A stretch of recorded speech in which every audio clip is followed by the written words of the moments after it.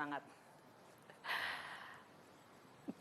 Kita sesungguhnya ingin bisa berkomunikasi dengan Wakil Ketua Komisi 7, Satya Widya Yuda, tapi ternyata rapat yang berlangsung di Komisi 7 mundur. Ada pertemuan, ada rapat dengan pendapat dengan Menteri Energi dan Sumber Daya Mineral, Sudirman Said. Nah, sekarang kita akan meminta informasi dari rekan kami Devi Pratama yang ada di sana soal apa yang tengah terjadi. Silakan. Mengumumkan paket kebijakan ekonomi jilid 3 di mana di dalamnya menyentuh beberapa sektor, di antaranya kredit usaha rakyat yang menyentuh pada para wirausaha agar mencegah terjadinya PHK besar-besaran begitu. Yang kedua terkait perizinan atau diregulasi perizinan mengenai tanah dan agraria begitu. Dan yang terakhir adalah paket kebijakan ekonomi menyentuh sektor dari bahan bakar minyak begitu, di mana di antaranya adalah di dalamnya ada diatur mengenai penurunan harga solar, di mana penurunan harga sebesar Rp200. Dan terkait hal itu saat ini saya sudah berada di gedung DPR, khususnya di depan ruang rapat Komisi 7, di mana pada saat ini sedang berlangsung seperti dapat Anda saksikan di belakang saya masih berlangsung rapat dengar pendapat antara Komisi 7 dan juga Kementerian ESDM, di mana pada rapat kali ini dipimpin langsung oleh Wakil Ketua Komisi 7 Satya Widya Yuda begitu, dan dari Kementerian SDM juga dihadiri oleh Menteri SDM Sudirman Said dan didampingi beserta jajarannya dari SKK Migas dan juga dari Dirjen Migas begitu.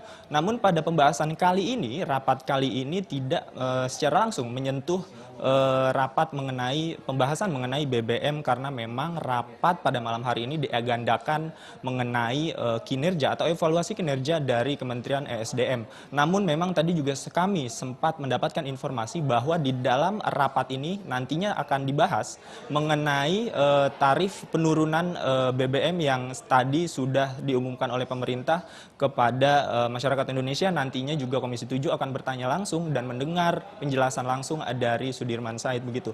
Namun sekali lagi sampai saat ini kami belum tahu hasil rapat seperti apa, karena rapatnya juga sedang berlangsung dan kami beserta para awak media lainnya juga masih menunggu hasil rapat yang diadakan oleh Komisi 7 dan juga Kementerian ESDM.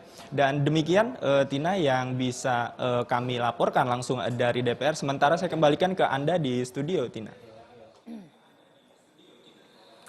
Terima kasih Davi. Kita tadi diskusi dari mulai ngomongin paket kebijakan ekonomi sampai bicara soal lelang jabatan gitu ya. Bagaimana pilihan kebijakan yang dibuat oleh pimpinan paling tinggi itu berpengaruh pada kinerja, dan tadi hubungannya sama birokratisasi itu. Walaupun Mas Imad sama Bang Nursi punya pendapat berbeda. Sekarang mari kita kembalikan ke soal dampak dari paket kebijakan ekonomi jilid 3 ini. Tadi kita bicara soal brighter side-nya segmen sebelumnya. Kalau kita sekarang lihat berapa lama kita bisa langsung merasakan perubahannya, buat Bang Nursi ini tuh kalau dibilang kayak kadaluarsanya gitu ya. Ini kira-kira cuman sampai berapa lama sih gitu akan nolongin kita? Cuma 3 bulanan. 3-4 bulanan. Selebihnya kan Anda berhadapan dengan situasi kenaikan suku bunga Federal Reserve, Fed Fund Rate. Dan itu berarti mengancam nilai tukar. Jadi kalau analoginya sekarang saya lagi kelaparan, ini tuh saya lagi dikasih apa? Permen. Anda kelaparan, Anda haus, Anda dikasih permen. Oh. Permennya permen yang rasa asem gitu loh. Oh, seger-seger gimana? Ya, seger-seger gitu. Tapi nggak ngenyangin gitu ya? Ngerusak lambung. Oh, ngerusak lambung. Rusak lambung. Iya, Jadi iya, ngebohongin lambung gitu. Anda dikasih namanya glukosa dalam rangka memperkuat gitu ya. Tapi kebutuhan kalori Anda tidak diperbaiki. Kebutuhan protein Anda tidak dipenuhi. Jadi energi juga repot. Itu yang saya bilang tidak ada perbaikan daya beli. Jadi walaupun terjadi penurunan pada LPG, terjadi penurunan pada solar, penurunan pada misalnya terjadi yang namanya asuransi 150 miliar, dia tidak sedang memperbaiki tidak memperbaiki struktur fundamental masalah yang memang sudah berantakan nggak korup. Oke, jadi gini, kalau saya lapar, saya dikasih permen, happy bentar, habis gitu, habis inget lapar lagi ternyata gitu, ternyata belum dikasih apa-apa gitu ya. Nah, kalau dibalik pertanyaannya, kalau menurut Bang Nursi Rp200 itu ibaratnya nggak ngaruh gitu ya, kalaupun ngaruh cuma 3-4 bulanan, jadi mestinya gimana? Karena kan kita tahu bahwa BBM itu berkontribusi berapa persen logistik total terhadap 24. harga bahan pokok 24%. Iya. Berarti pemirsa setiap apa yang kita beli nih, misalnya kita beli apa? di gula gitu ya, beli beras, maka dari harga yang dibebankan ke kita itu 24% diantaranya gara-gara urusan logistik, yang diantaranya juga ada pengaruh si harga BBM itu di dalamnya. Betul.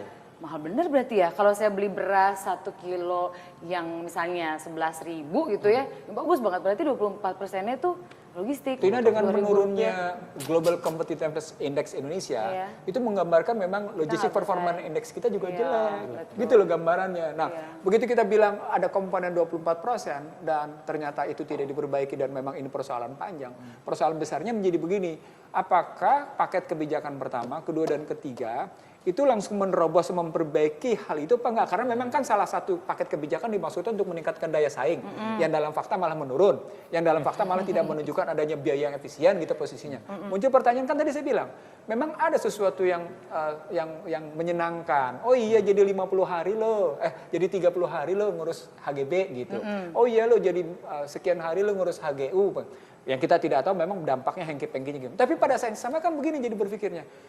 Emang semua orang ngurus begituan? Kan enggak. Emang kebutuhan, itu kebutuhan pokok? Kan bukan. Yang sedang kita hadapi ada persoalan meningkatnya harga-harga pada kebutuhan pokok. Kan gitu persoalan besarnya.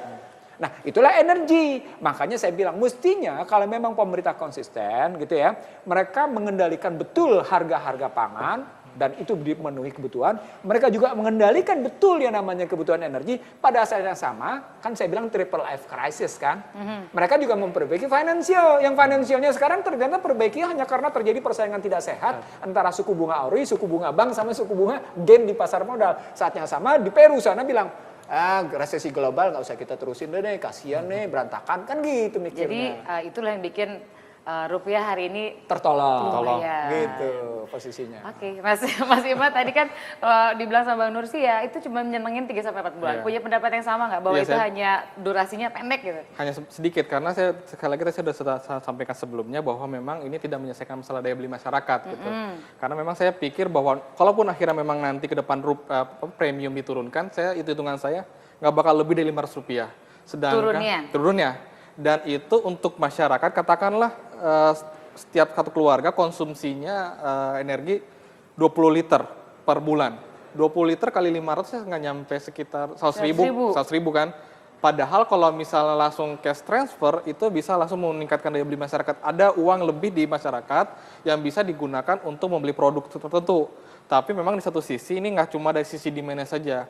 Perlu dari sisi supply. Sisi supply-nya apa? Yaitu harga barang-barang komoditas yang terutama strukturnya dalam konsumsi masyarakat sangat tinggi. Ini kan bahan makanan ini atau termasuk makanan 60% dari total pengeluaran masyarakat. Ya. Nah, kalau misalnya ini stabil, tidak naik, otomatis kan juga akhirnya daya beli masyarakatnya terjawab gitu. Artinya tidak hanya uang yang nambah dari income-nya, tapi dari sisi supply-nya juga harus lebih murah. Nah, ini memang permasalahan panjang bahwa pertama, logistik di Indonesia ini tidak efisien, sehingga pertama, pasarnya tidak sempurna. Artinya banyak pemain di sana yang bisa mengendalikan harga seenaknya. Nah, ini akhirnya membuat saya tidak begitu sepakat kalau misalnya memang premium diturunkan, karena ada permasalahan price rigidity itu. Bahwa memang ketika harga... Jadi gini, premium diturunin juga nggak nolong secara langsung kok gitu ya terhadap harga-harga. Pertama dari harga barang pokok juga tidak akan begitu turun signifikan.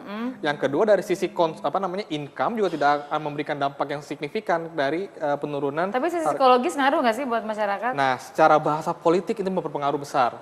Secara politik berpengaruh besar. Jadi saya bisa mengatakan bahwa kalau misalnya akhirnya pemerintah menurunkan premium, menurut saya pertimbangannya jauh lebih besar pertimbangan politik dibandingkan pertimbangan ekonomi. Karena jadi manfaat ekonominya relatifly tidak terlalu besar. Apalagi kita sedang menghadapi permasalahan shortfall dari pajak. Karena ini nggak tercapai. Sedangkan ada kemungkinan pajak nggak tercapai. Ada kemungkinan pengeluaran akan meningkat dengan adanya penambahan subsidi. Nah, ini dampaknya ekonomi secara besar kan saya pikir pemerintah ngerti besar bahwa ini akan menjadi permasalahan besar ke depannya. Tapi secara politik ini menguntungkan. Apalagi banyak masalah lain, misalnya secara politik menguntungkan, apalagi sebentar lagi 1 tahun pemerintahan Jokowi JK. Ya kan, kita akan menjelang di akhir bulan ini. Mari kita lanjutkan satu segmen terakhir, sesaat lagi. Gue barusan ngitung, pada harga minyak sekarang 4.